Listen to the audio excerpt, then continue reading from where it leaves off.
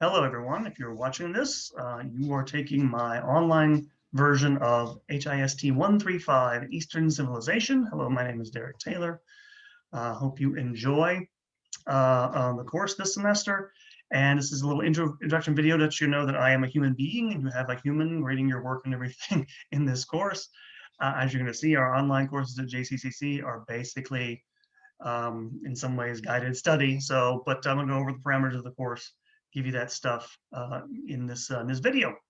So let me get into things here. We're going to go over the syllabus first, then show you the where everything is at on campus. You'll know exactly where to go. You have the section number, CRN number, my name, Derek Taylor, PhD in history. So you have everything you need there. Office hours. I don't keep any of the semesters in the summer because I'm not on campus, but I can come to meet on campus if you're in the area, if you live in the area, or if you need to meet via Zoom. I can also do that if you want to meet that way. Best way to contact me is through my email address at the top there. And I don't ever check my phone number, so don't bother with that. Just email me. That'll work just fine. So this course is a general survey in the history of the major civilizations of East Asia. Normally that means China, Japan, India. And that's most of what you'll get in this course. I just see you have a little extra in this one. And it's basically designed to familiarize you with the major civilizations of the Asian continent, and in particular those influenced by Chinese and Indian civilization. We're going to talk about what civilization means. Your textbook will talk about that. You're going to write an essay. We'll kind of touch on some of this stuff in this course. Course objectives to get you to be able to demonstrate your ability to use historical materials and ideas, write and otherwise communicate clearly using those materials. That's your essay.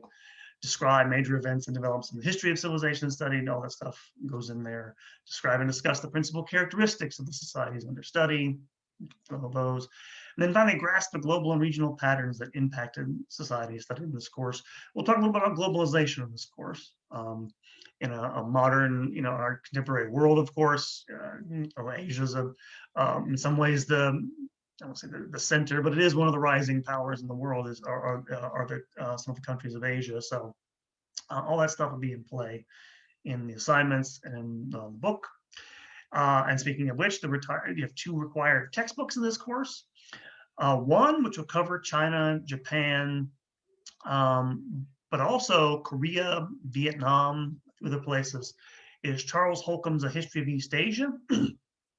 It's the bigger of the two books you're required to read. It is strictly speaking a history from the prehistorical record of Chinese civilization all the way up to today, or 2017 when the book was published.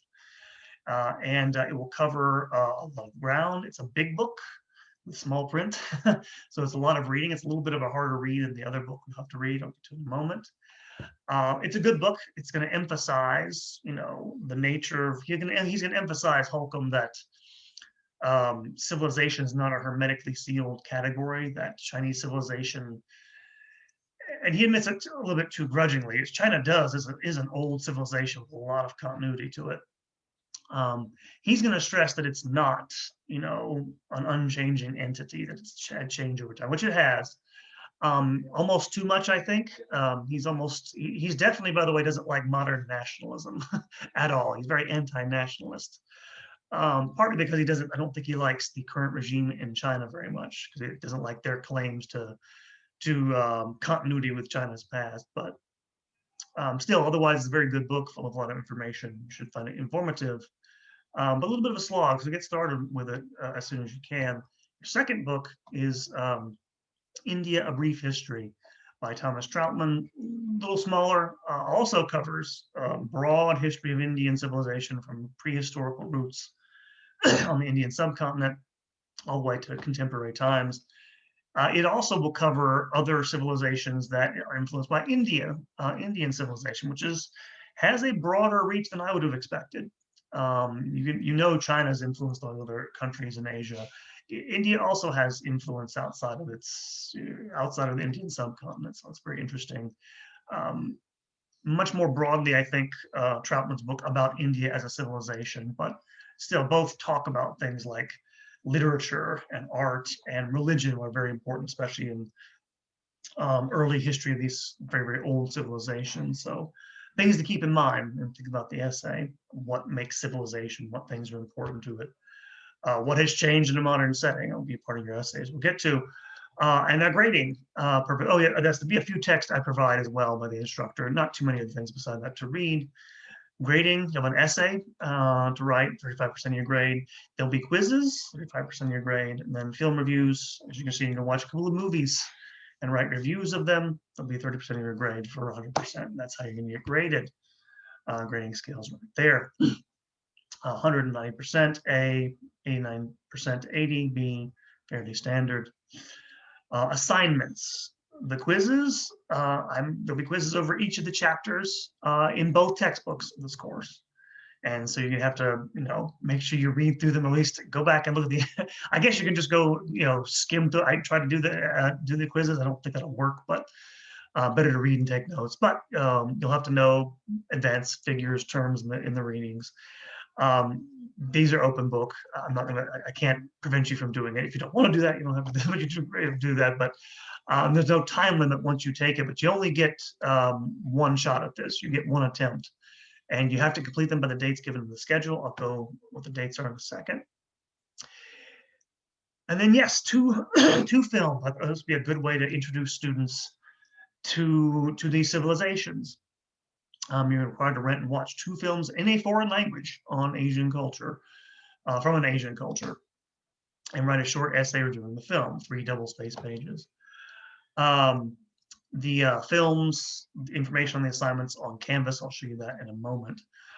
The 2 films you have to watch. And then finally, an essay, which would be a minimum of 5 double-spaced pages, which you're going to compare East Asia, Chinese, ultimately, but civilization with India.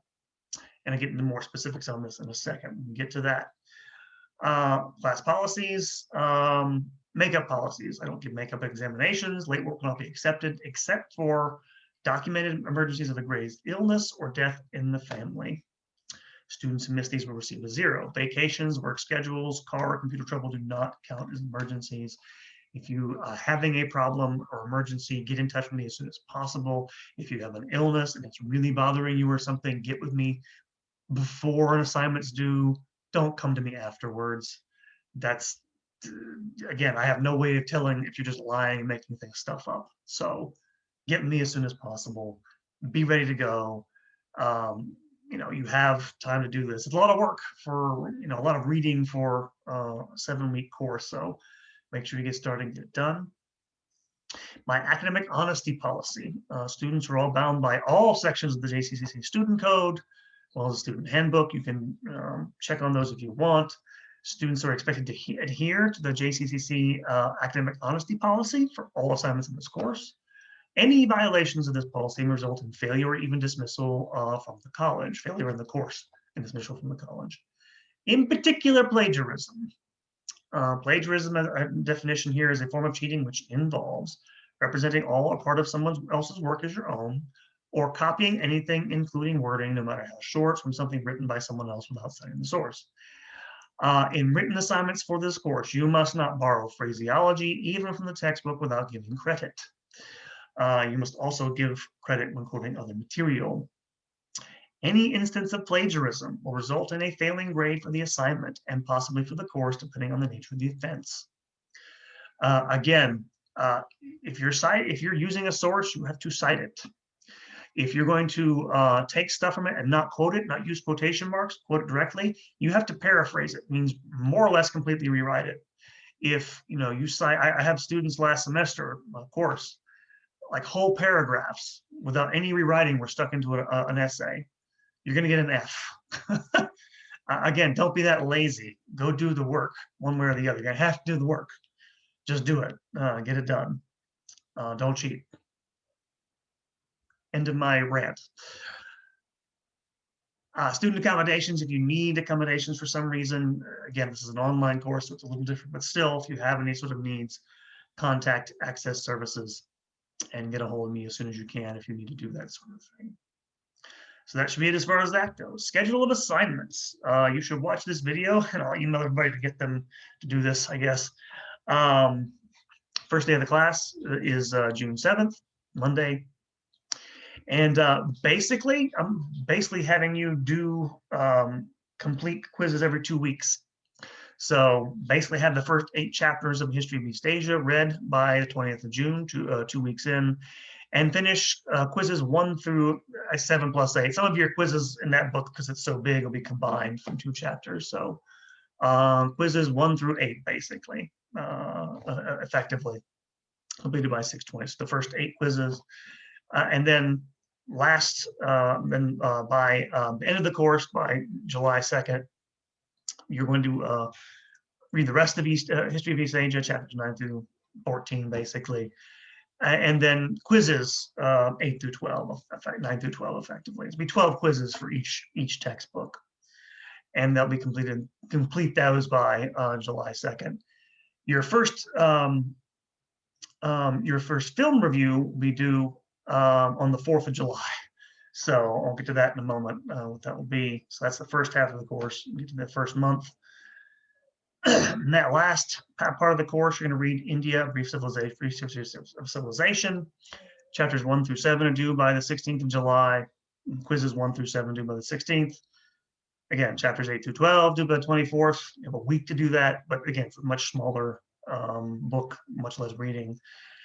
Quizzes for those chapters are due by the 24th. Your second film review is due on the 25th. And then the essays due on the 29th. I think the grades will be due a couple days later. So those are your dates. One last thing, this probably won't apply to you guys at all in the summer course, but I always put this at the end of each of my syllabi. The instructor reserves the right to make changes to this syllabus when circumstances make it necessary. Students will be made aware of any modifications as soon as possible. Again, nothing huge, change the grading scale, add assignments, stuff like that, but things that did come up that we didn't cover that we need to will be changed if we need to. Don't normally do that, so don't worry about it too much, but I do reserve the right to do that. So let's take a look at our Canvas landing page. So you have the course introduction there, which you can watch. The syllabus, of course, there. All your quizzes are available. East Asia quizzes, and you're going to see all right in a row. And then India, pretty simple, straightforward. Find them right there. About the film reviews, let's talk about the film reviews. Now, so yeah, I guess I could show this really quickly, the assignment. All right, so basically what you're going to do for these assignments is you're going to watch an Asian film and write a review in which, besides relaying basic information about the plot, description of characters, main themes, etc., you will also be asked to respond to the film as an artifact of Asian civilization that produced them. And 2 questions you're going to have to answer in terms of history and civilization. How does the history presented in the textbooks, either History of East Asia, India, Brief History of the Civilization, inform the film? Do you see any links directly between the readings and the film? The second thing you'll have to answer is what kind of, and again, we'll get to this in a moment, specifics of each film, but the second question is what kinds of influence from non-Asian civilizations can you detect in these films, if any? As you're going to see, there are. I'm going to tell you, so it won't be that hard, but how do the filmmakers appropriate stylistic or other elements from either their own history or that of other cultures to tell their story? Which again, you'll see both. Is kind of the point, but I want you to look for that stuff and point it out. I've also provided examples of journalistic articles to help with the immediate background for both films. You may use these and the textbook for reference and reviews. If you need some help with the basic structure of a film review, I've also provided a brief guide to writing about film, as well as a list of film terms, which we'll go through in a second and show you. Directions for each of these. Review should be written in 12-point Times New Roman font and three double space pages in length. It needs to be proofread and not contain any glaring grammatical or typographical errors. Other words, if it makes you look bad or sound bad, I'm going to take you off that because you need to learn to get those out of your writing. Part of writing, learning to write in college. 3, it needs to provide a review of the basic contours of the film, again, plot, themes, stuff like that. Then 4, it must address the historical questions I listed above. 5, no research is required for this assignment. You don't have to do anything. You have the textbook. You're going to have a little article I'm going to show you in a moment. But if you want to cite the relevant textbook, cite the number, page number in parentheses, I'll know what you're referring to. If you want to do some extra internet research, cite it by putting the title in parentheses with a hyperlink or the author. But do not cite internet encyclopedias such as Wikipedia or encyclopedia.com, none of that stuff. Or any other reference materials of that kind. If you're gonna do something, sign something a little more substantive, trustworthy, you know, a decent upscale journal, magazine, something like that. Nothing like that for this course. The grading rubric. It should have been. I didn't put the points on here, but yes, it's 20, 20, 20.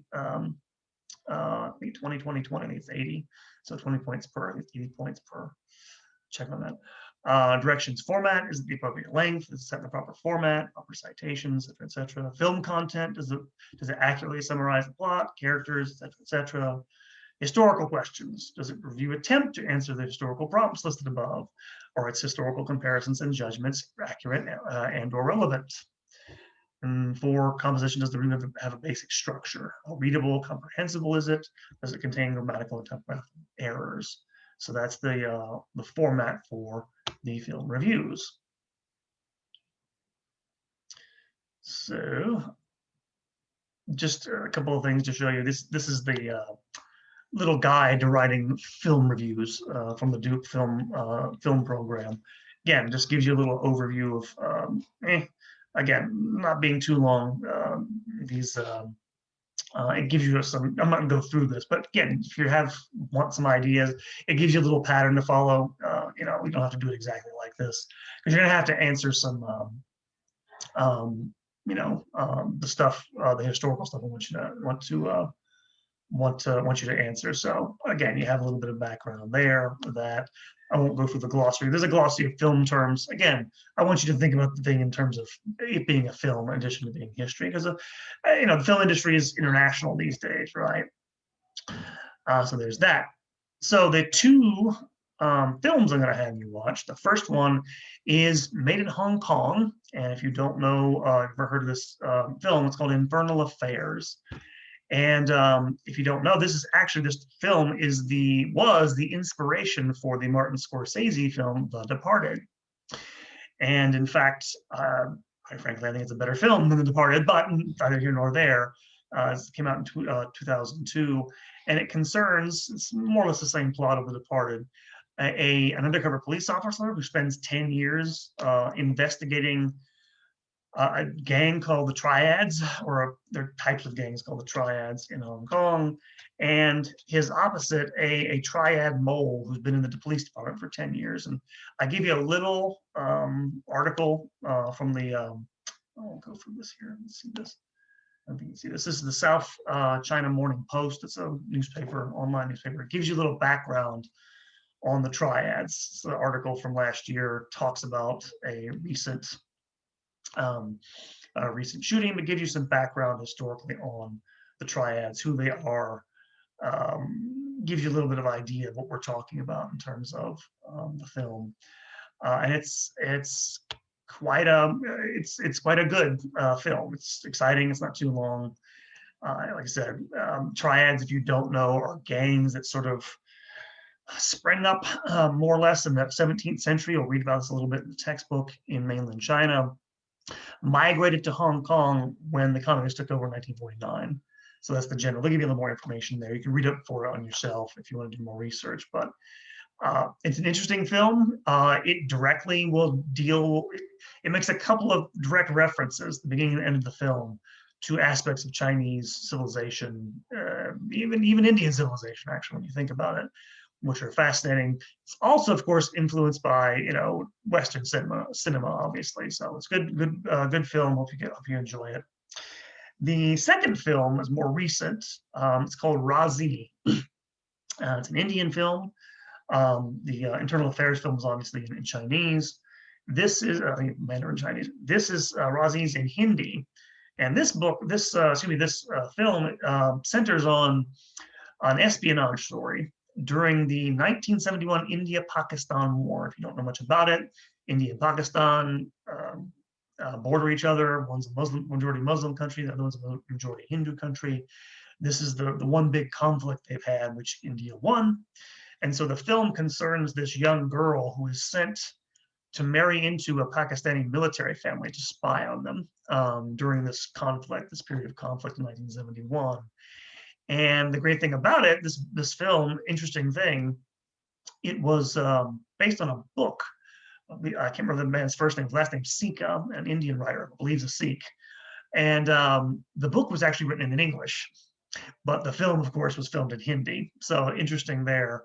And as you'll notice, by the way, both of these films, the dialogue, the characters will be speaking mostly in Chinese and in Hindi, but dropping English words because they've migrated across the world. And also, in terms of Razi, a little bit of the background, they'll talk about this in the textbook, but you'll get a little more in-depth background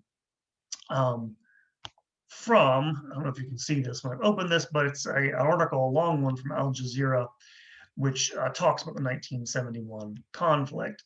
So yeah, so you have a little background there, and you'll just write your reviews of those films. Razi's much longer, but I hope you enjoy them. We'll get something out of them. They both, I think, are pretty interesting confluences of modern, in some ways, global civilization we live in now, with more traditional Asian culture, which is interesting. So,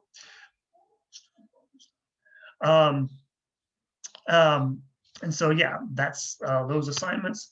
One last assignment, you have your essay. I'll go through this really quickly and get finished here. Your essay, so pretty straightforward, pretty open-ended, actually. You're going to write an essay comparing the civilizations of East Asia and India and answer the following question. In what ways have the ancient history and traditions of these civilizations influenced the process of modernization within each, respectively? So, India has, as you're going to see, has a long history and traditions which are very peculiar to it, which you can kind of see some in both films to a certain degree, or definitely in the Indian film. But and so, how is their process of modernization to, and you'll get this in the textbooks, transition to the nation state, to a modern industrial, then post-industrial economy, to globalization? How are these things affected by their history and culture? Because we in the West I think we have a different relationship with our traditions and our history, which perhaps they don't have there. And then you got to compare these two things, India and East Asia. And so you're going to have to think about, okay, what in their history are things to compare, what philosophies have influenced each civilization, what religions, how military conquest and things of that nature have influenced them. Not all these things, maybe a couple of important ones, because you're going to have to do this over several pages, and that's a lot to write. But this is a broad-based, broad subject, obviously, for a short work. But you think about, okay, what is civilization? What are the meaningful categories we can compare these things to? And then go from there. Format, pretty simple. Minimum, I say a minimum of 5 pages, exclusive of your works cited page, in 12-point Times New Roman font. A title, which should answer briefly the question in the prompt. So it doesn't have to be, it doesn't have to be cutesy, it can be poetic or whatever, but something that answers or indicates an answer to the prompt, which will be your thesis, more or less. And then, of course, introduction, body, conclusion, format, introduction with thesis, somewhere in the first paragraph or two. Body, your paragraphs introducing the histories you're comparing with the process of modernization. Conclusion, which you sort of represent your thesis and connect it with everything else you've said earlier and wrap things up. Now for this, you will be citing your textbooks for reference. You can use the author's name and page number, as I give you the example there. You may, if you wish, cite some internet sources if you want. Or go get books from your local library or academic library, but no online encyclopedias, no Wikipedia, no encyclopedia.com. And for this one, you should cite only scholarly journals or books. If you don't know what a scholarly journal is, go look it up. You can find them, access them through JSTOR, which was an online database available through JCCC, or books. Don't cite, again, in fact, don't cite, by the way, newspapers either. It's something a little more scholarly for this essay. I guess I can add that in there, but no newspapers. I can do something a little more scholarly and in depth if you're going to cite it, and then have a works cited page, and that's it. That should be the end of that. There. Directions format. Again, grading rubric, 20 points for following the format, following directions properly. Second thing you'll be graded on is knowledge. Does it demonstrate a thorough knowledge of the assigned readings? Do you know the main events, ideas, people from the civilization? As it contains errors of fact, that'll get you marked off. Are its citations relevant to its argument? Just because you cite a big long chunk of text from the textbook doesn't mean it's relevant, and it won't help you. It has to be connected to what you want to say. I'm in this essay going to pay attention to the fact, okay, do you know how to make an argument? Can you sustain it over several pages? That's important. Basic knowledge is important, but can you do that? It goes to comprehension. Does it demonstrate an attempt to compare East Asian and Indian civilizations in a relevant way? That is attempt to link patterns from its earlier history to the period of modernization, I've already said. How well does the paper argue for its thesis? Again, are the things you're citing relevant? Are you making sense from paragraph to paragraph? Are you just going from one thing to the next incoherently in ways that don't connect up? Make sure your paper does those things. If you can access, I think you can access our writing center on campus over Zoom here. Do that. Get somebody to look at your paper. Don't just read it and write it and turn it in. I know nobody does this. I didn't do it when I was an undergraduate. I did okay, but it helps a lot to have somebody else say, I don't know what's going on here. That doesn't sound right. Because something that sounds right in your mind may not translate to the page that well. So keep that in mind. And then finally, 20 points for composition. We've already said, have an identifiable thesis, write clearly, no serious grammatical mistakes or typos. And that should be it. Okay, then. Yeah, and I'll alter this to say, scholarly books, no internet encyclopedias, no newspapers or popular magazines, only journals or books for the essay. But that is the course, effectively. I hope you guys enjoy the books, enjoy learning about the Eastern civilization. China, India, all these civilizations are fascinating. Their ancient history fascinates me. Beautiful, fascinating, interesting civilizations. So I hope you get something out of it. Email me any questions you may have. Happy hunting, and hope you guys have a good summer semester. And hope I hear from you guys. Soon. Take care.